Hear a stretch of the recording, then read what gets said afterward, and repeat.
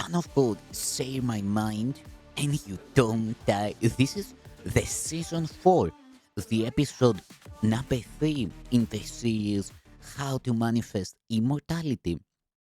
And the name of today's teaching is The Process of Psychotherapy and Introduction. Psychotherapy is a process that changes the view of the self. At best, this new self is a more beneficent self concept, but psychotherapy can hardly be expected to establish reality. That is not its function. If it can make way for reality, it has achieved its ultimate success.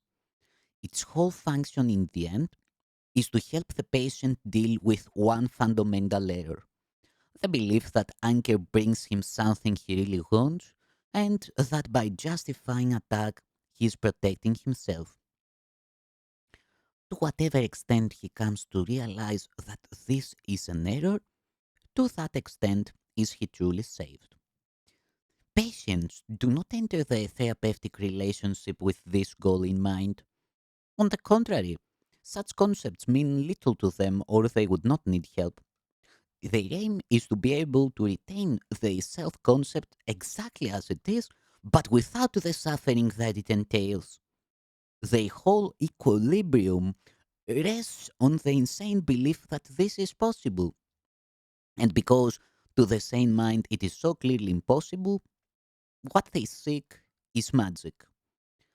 In illusions, the impossible is easily accomplished, but only at the cost of making illusions true. The patient has already paid this price. Now he wants a better illusion.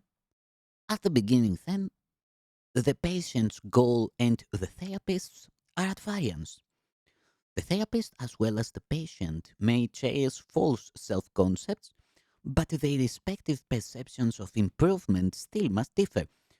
The patient hopes to learn how to get the changes he wants without changing his self concept to any significant extent. He hopes, in fact, to stabilize it sufficiently to include within it the magical power he seeks in psychotherapy. He wants to make the vulnerable invulnerable and the finite limitless. The self he sees is his code, and he seeks only to serve it better. Regardless of how sincere the therapist himself may be, he must want to change the patient's self concept in some way that he believes is real. The task of therapy is one of reconciling these differences. Hopefully, both will learn to give up their original goals, for it is only in relationships that salvation can be found. At the beginning, it is inevitable that patients and therapists alike accept unrealistic goals not completely free of magical overtones.